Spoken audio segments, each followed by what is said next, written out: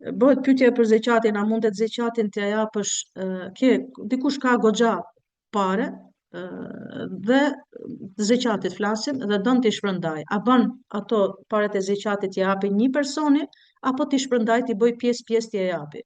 Këtu do ta shikoj një, nuk është problem, a mund t'i japësh një personi, a mund t'i ndash, inshallah nuk ka problem, vetëm të shikosh, domethënë që nëse shikon që ato paret që ti ke të zeqatit e ndihmon dikën që dali për një krizë, e ndihmon, e ke paret dhe nëse ti ja jep atij personi që e meriton faktikisht zeqatin, sepse ne i dim ato 8 kategoritë që i ka përmendur Allah Azza wa Jall në Kur'anin e Kerim që e meritojnë zeqatin, dhe ti mund t'ja japësh ato pare komplet dhe e nxjerr për krizë atë personin, mirë është. Por nëse e shikon të arsyeshme që mund ta ndaj dhe ke goxha pare dhe e ndan pjesë, i jep 2-3 familjeve, inshallah nuk është problem, Allahu Teala e di më së miri. Një pyetje tjetër është bë këtu, faktikisht thuhet pyetja është këtu që thot, a lejohet vjera të hyj në dhomën e nusës vet pa lejen e sajt? Domethënë nëse nusja nuk është në shtëpi, edhe vjera ka hyrë në dhomën e nusës, dhe a lejohet a nuk lejohet? Shef, do ta di se cila prej nesh kemi këtu kemi që që janë vjera, kemi ndoshta prezent ose ato që ndigjojnë dhe shikojnë që janë edhe nuse. Ne flasim nga aspekti fetar, flasim nga aspekti i rregullave fetare. Nuk lejohet, dhe jepo ta them, nuk lejohet të hyj vjera në dhomën e nusës së vet pa lejen e saj. Qoftë edhe nusja, nëse nusja nuk është prezente në shtëpi dhe ajo hyn në dhomën e nusës vet, dhe djalit vet, nuk guxon, nuk është e lejueshme. Nëse nusja nuk don të hysh. Ka raste për shembull, okay, tamam, nusja i ka dhënë leje vjerës vet, atë tjetër punë. Nëse ajo nuk ka leje e nusës vet, nuk me një shtëpi letjen, nuk guxon të hyj dhe të ketë frikë Allahun Azza wa Jall, gjithë ato vjera, ja ku po e them këtu, gjithë ato vjera të cilat i bëjnë ato veprime të shejtanit, të cilat mezi presin t'i nusja dikun dhe me një i shkon në dhomë dhe i bën, i shikon dhe kontrollon dhomën e nusës, nuk lejohet, e ke haram. E ke nuk lejohet ky veprim, kemi frikë Allahun subhanahu xhella xhelalu. Po ne kemi edhe raste që na kanë treguar raste dhe më të rënda që ka hy vjera dhe nusja flen dhe ka hy pa lejen e nusës hyn në dhomë edhe ajo duke fletë, kjo edhe mazi është. Prandaj nuk guxon, nuk lejohet. Kur Allah Azza wa Jall ka treguar në Kur'an dhe në Islam dihet rregulli, fëmia yt nuk guxon të hyjë në dhomën tënde pa lejen tënde. Nuk guxon të hyjë në dhomën e prindit pa lejen e prindit. Pa lejen e prindit, sidomos në disa kohë caktuara, jo më vjera. Me gjithë respektin se secila prej nesh duhet ta di tash ato rregullat dhe ta dim deri ku i kemi kufit. Një pyetje e çuditshme ishte në këtu.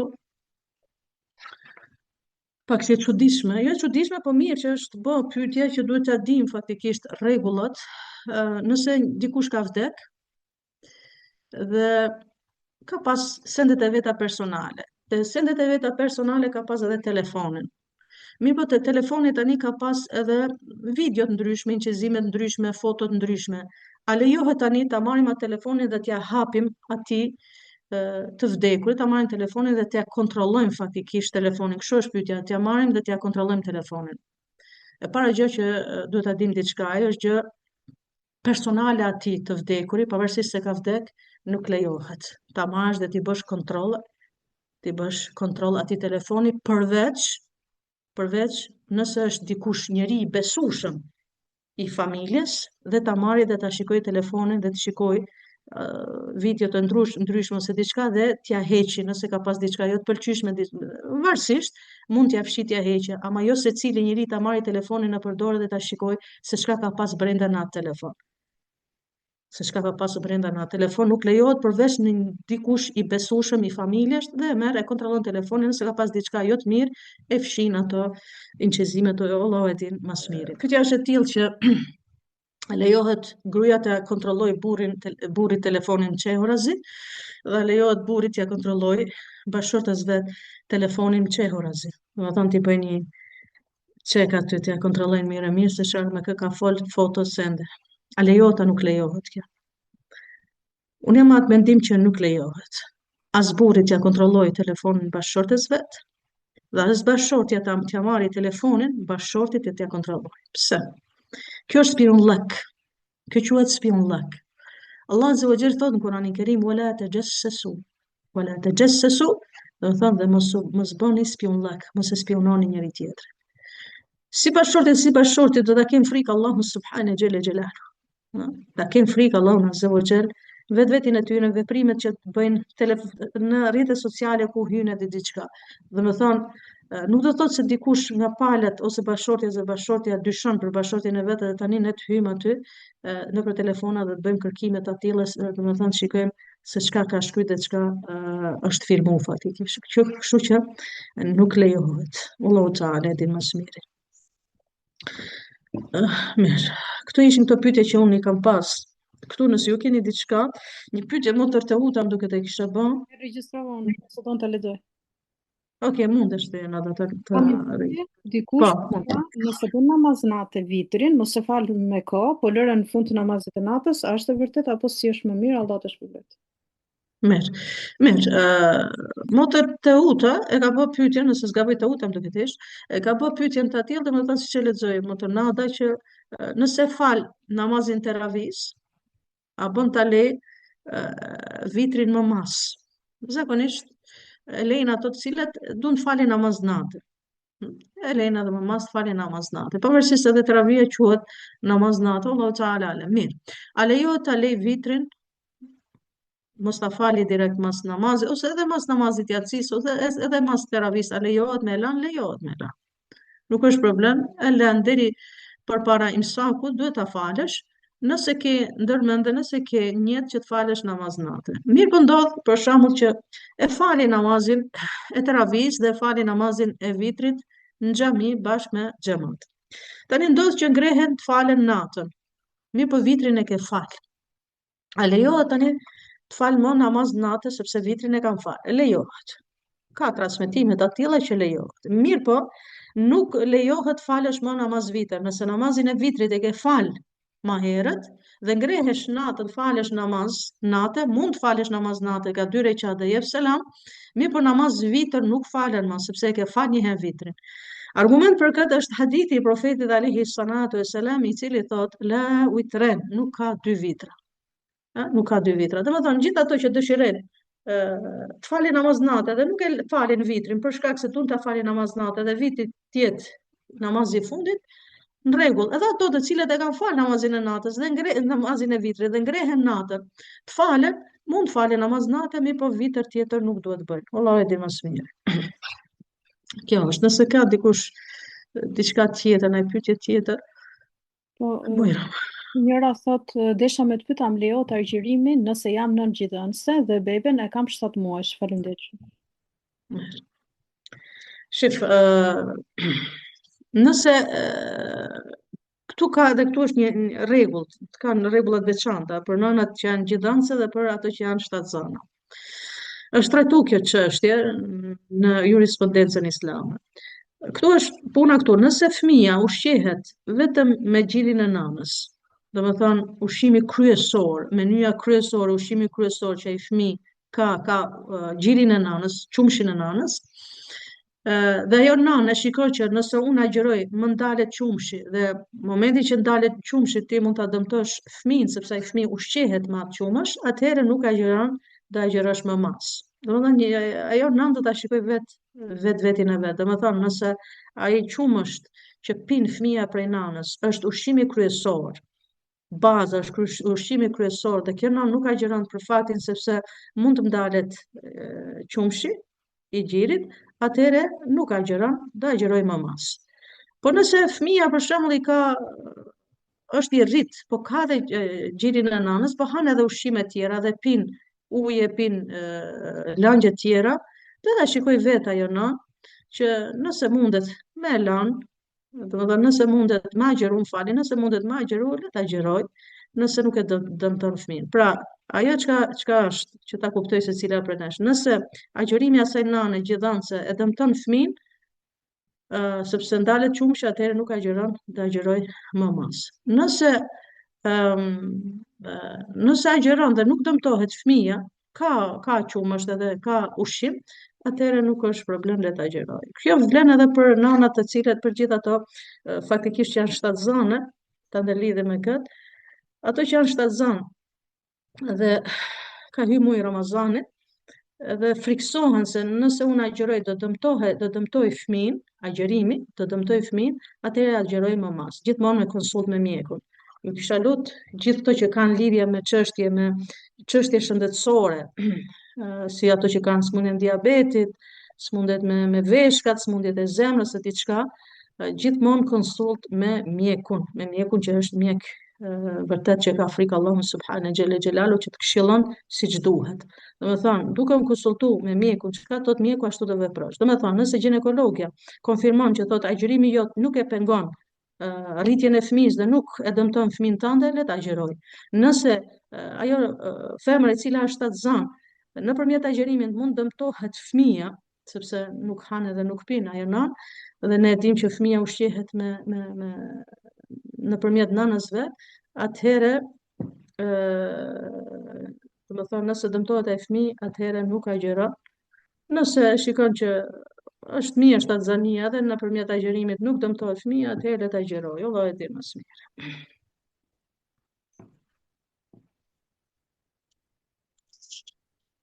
Mira, ka dikush në pyetje? Po, ma lart. Domethënë, nëse doktori, ginekologja thotë që ti nuk mund ta agjerosh për shkak sepse mund dëmtosh fëmin tënde nëpërmjet agjerimit, e konstaton mjeku që agjerimi jot mund ta dëmtoj fëmin, atëherë mos ta agjeroj, dhe agjeroj masi të lindi fëmin. Allah azza wa jalla shumë qartë thot në Kur'anin Kerim për agjerimin, femen kana minkum maridan aw ala safarin fa iddatun min ayamin ukhra. Dhe kush është i smur dhe kush është në udhtim, mos ta agjeroj më mas. Domethënë ai mund futet në atë kategorinë atyre personave, Allahu Teala. Ka shumë audio, kështu që po ta sqaroj me fjalë pak a shumë. Është hafize, sa Sumeja du me të vetë diçka. Okej, ti ta vush, okej, kryesësh. Okej, vazhdo. Kjo është hafize dhe sa herë që lexon surën Bekare, posaçërisht vetëm surën Bekare ka shqetësime. Ka, domethënë, e zen si plagështi, e zen si trishtim, si mërzi, dhe kjo, domethënë, ky lloj plagështie, ky lloj efekti i zgjat me ditë të tëra, javë të tëra, domethënë për i kohë gjatë. Mirë, po duhet ta kaloj sepse do të bëj përsëritje, domethënë për shkak të përsëritjes Kuranit, duhet patjetër domethënë që ta lexoj surën Bekare. Tani çfarë mendimi ke? Ta anashkaloj, ta shmangi apo ta përsërisi gjithsesi surën Bekare, edhe pse ka shqetësime, edhe pse më mbrapa e di që do i vuj pasojat. Dhe kjo ndodh gjithmonë, nuk është një herë dy herë, por ka ndodhur për herë, i ndodh vazhdimisht. Mirë. Ta lexoj dhe apo do të përgjigjesh herë kësaj se çoj vushja? Ja përgjigjen kësaj pastaj. Okej. Pastaj tjetër, ne. Shifë, Allah ja lehtësoft një herë. Sa motre, nëse ka shqetësime për shkak, në momentin që lexon surën Bekare dhe tregon që kam këto shqetësime, kjo tregon diçka që ka diçka, Allah e din më së miri. Mund të ketë mësysh ose diçka tjetër, po nuk ka pse të ketë friksohet. Nuk ka pse të friksohet. Ajo është, domethënë, ty duket që nuk është mirë kur reagon, ama në jetën kohë është mirë kur reagon. Domethënë, kur lexohet Kur'an dhe reagon trupi i njeriu, dhe reagon, domethënë njeriu ka shfaqen simptoma të ndryshme, ato simptoma që ti përmende faktikisht, nuk është për t'u friksu, po duhet vazhdoj me leximin e Kuranit, duhet vazhdoj me leximin edhe përsëritjen me që është dhe hafize, duhet vazhdoj edhe me përsëritjen e Kuranit, qoftë edhe surën Bekare. Kisha më këshilluar që të vazhdoj, derisa inshallah Allah azza wa jall t'ia largoj atë gjendje që është. Ajo është gjendje e përkohshme dhe me lejen e Zotit madh inshallah kalon, ama duhet pak sabër, duhet pak edhe vullnet, edhe këmbgulje, që inshallah ta kaloj atë gjendje që momentale që është gjendje kaluese që do i kaloj inshallah me lejen e Allahut subhane xhella xhelalu. Nëse ti ta vushë thotë unë lexoj Kuranin, po jo me tajwid. A mundem ajo? Do të thënë edhe pavarësisht se nuk e lexoj me të Mundet me lexu, po. Shif, gjithë ato motra për shembull që e lexojnë Kur'anin dhe gjithmonë na bëjnë edhe bëjnë pyetje të tilla dhe bëhen merak, i kuptoj.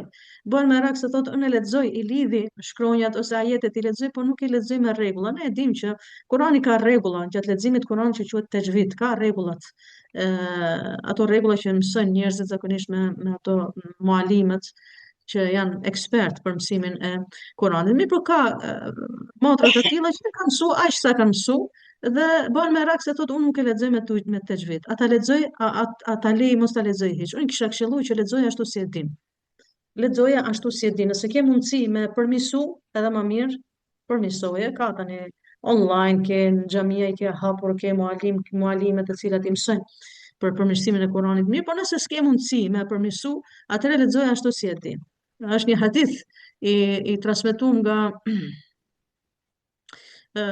Aisha radhiyallahu anha, që thot ai që lexon Kur'anin dhe ka vështirësi, ato ta do thot që ka vështirësi gjatë leximit të Kur'anit, i ka 2 sevape inshallah me lejen e Allahut azza wa jall. Sevapin që ti je duke lexuar Kur'an dhe sevapin që ti je duke u mundu në leximin e atij Kur'ani. Allah e di më së miri. Këshilla ime është që vazhdoj le ta lexoj Kur'anin ashtu siç di me lexu, nëse ka mundësi me përmirësu edhe më mirë që duhet ta përmirësosh, nëse ka kushte të tilla që nuk mundet me përmirësu, ashtu e ka mësu, dhe sidomos ato që janë moshë të thyme, e kanë pak vështirë daljen ose kanë vështirë të hyjnë online dhe lexojnë ashtu siç e kanë mësu, inshallah Zoti i shpërblen aq sa kanë mundësi me lexu dhe nuk e bëjnë me qëllim, edhe nëse gabojnë dije se nuk inshallah nuk e bëjnë me qëllim dhe Zoti nuk i dënon, inshallah nuk i merr parasysh ato njerëz të cilët lexojnë mirë, por nuk kanë mundësi me përmirësu dhe ta lexojnë ashtu siç di.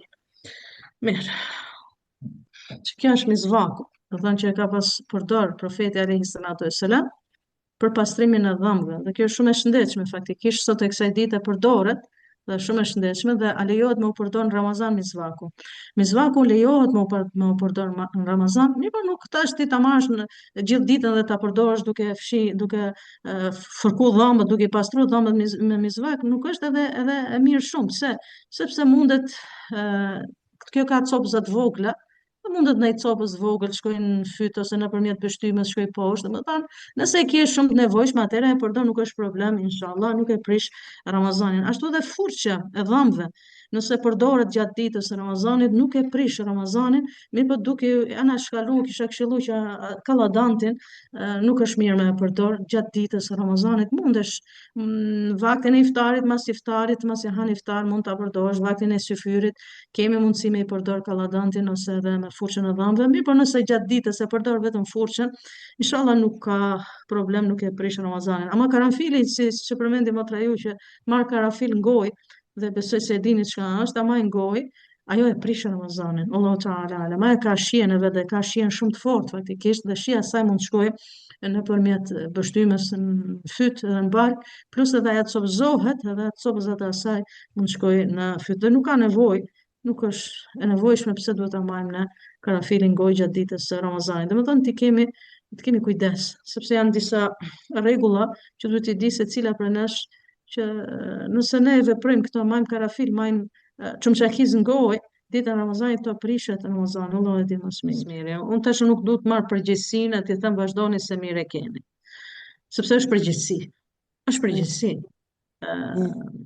Nëse dikush është i smur, ka smundje të rënda. Nuk flasim për smundjet e lehta, një dhimbje koke, një grip ose një diçka, domethënë, edhe gripi kur është i rënd, të lejohet me prish Ramazanin kur është gripi i rënd, ke temperaturë, ke ethe, ke fyte si diçka. Allah azza xhel ka thënë kur je i smur të agjërosh më mas. Mirë, po ne flasim për raste të rënda tani, për diagnoza të rënda. Nëse X person ka një diagnozë të rëndë dhe duhet ka patjetër të marrë ilaçet, i ka patjetër të marrë ilaçet, në konsult me mjekun, konsultohesh me mjekun. Nëse mjeku thotë jo, patjetër i ke të marrësh ilaçet, nuk e imagjino sepse ke diagnozën e rëndë. Në këtë rast, atë ndëgjohet mjeku ajo. Ai është kompetent për këtë. Ti ndoshta për momentin thuaj unë mirë jam, nuk e ndëgjoj mjekun, nuk i pi ilaçet gjatë ditës, dhe nuk e ndëgjoj mjekun. Ndoshta mund të kaloj 1 ditë, 2 ditë, 3 ditë, 4 ditë, por pastaj mund të kesh efektin më mas. Pavarësisht se X person thotë jo unë ndjehem mirë, edhe nëse unë nuk e ndëgjoj mjekun, ndjehem mirë. Unë e di që ka dashuria e madhe që ka, qefi i madh që ka me agjeru dhe bën sakrifisë të tillë. Mi po kisha këshillu që gjithmonë konsultim me mjekët, konsultim me ato që janë kompetent. Ne flasim për diagnozat të rënda. Ke njerëz për shembull që kanë problem me veshkat, dhe kanë problem të madh. Ke njerëz që janë dializë, ke njerëz që janë dializë dhe dëgjojmë që duan ta agjerojnë. Shif mjekun çka thot mjeku.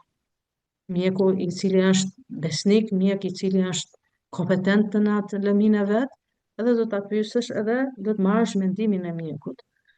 Tani ai X person nëse vendos në mendjen e vet që jo unë i dal përballë, e përballoj agjerimin, ai le ti marri përgjegjësinë mbi veti. Unë nuk mund t'i them, edhe besoj se një teolog ose një hoxh t'i thot dikujt që agjeron me diagnozën e rëndë, mjeku i ka thënë s'kemi agjeru dhe hoxha t'i thot agjeron. Ja, pse? Mund Sepse jeni ne të dimë se vogël se ka. rregullat fetare në Islam janë shumë qarta. Kur flitet për çështje shëndetësore, hoxha nuk është mjek. Hoxha nuk ka mjek, ne jemi në atë lëmin tonë, në atë drejtimin tonë.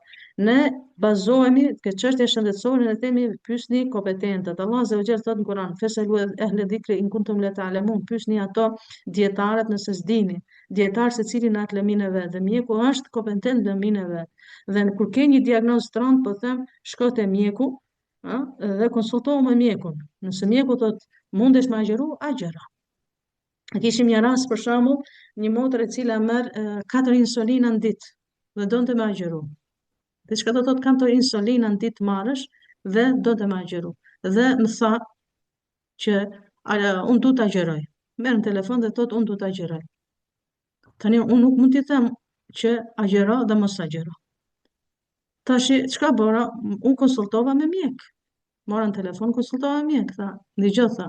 Momentin që ajo do të marrë insulinën gjatë ditës, momenti që merr insulinën gjatë ditës, asaj mund t'i bjeri sheqeri, diabeti, i bjen sheqeri në 4 për shembull. Nëse i bjen në 4, ajo mund të bëjë gjendje kome. Tani mjekja çka më tha? Tha mundet tha ta marrë insulinën gjatë, domethënë se insulina merr ka para hajes, e merr insulinën para iftarit, pastaj han iftar, pastaj merr insulinën tjetër në kasati 10-11, domethënë gjithmonë shikoni çka konsultonte mjekja. Mund të marrë insulinën gjatë orës pastaj 10-11 darkës, pastaj mund të marrë insulinën prap në vaktin e syfyrit dhe gjatë ditës tha, duhet ta kontrolloj diabetin, sheqerin non-stop që mos t'i bjeri shumë. Pse është rrezik? Do thonë, unë nuk mund t'i them ti agjero pa u konsultuar me mjekun. Ne kemi thënë dhe përsërisim, ajo insulina nuk e prish Ramazanin. Mirë, po unë do të pyes mjekun, do të pyes mjekën. Si mundet X personi të agjeroj me 3-4 insulina në ditë, ma jep një këshill, dhe ja këtë këshill e thon. Nëse i merr para iftarit dhe merr gjatë natës dhe merr insulinën në vaktin e syfyrit dhe duhet ta kontrolloj gjithë ditën se si e ka sheqerin, atëherë të vazhdoj. Ama nëse ndikon keq, atëherë duhet ta lej, sepse një person i cili merr 3-4 insulina në ditë e ka diabetin shumë të lartë. Ka diabetin shumë të lartë, do të thonë, këtë kisha fjalën ti Zeqia që gjithmonë rastet të rënda, diagnozat e rënda duhet pyeten mjekët sepse mund të shkojmë deri në shkatrimin e shëndetit të dikujt. Allah Azza wa Jalla nuk don që shëndeti i njeriu të shkatrohet. Prandaj Allah Azza wa Jalla jep përparësi shëndetit kur thot "Faman kana minkum maridan aw ala safarin", dhe kush është i smur dhe kush është në udhtim. Do thonë Allah Azza wa Jalla ka dhënë përparësi shëndetit. Nëse është e shikon veten që je i smur, dietarët kanë thënë edhe një dhimbje koke të mërshme që ti s'mund ta përballosh, e shikon më që si tu përballo jetu, domethënë që je në gjendje shumë të rëndë, mund ta prishësh. Pse? Sepse Allah Azza wa Jalla thotë kush është i smur dhe nuk është definuar cila smundje. Smundja në përgjithësi që njeriu nuk mund ta përballojë agjërimin atë ditë për shembull. Allah e di më së miri. Meja, ndash? Po. Ashtu se si sallën muj që më kapën në Ramazan, unë duhet jem udhëtar, muj për muj. Udhëtimi zgjat 9 orë.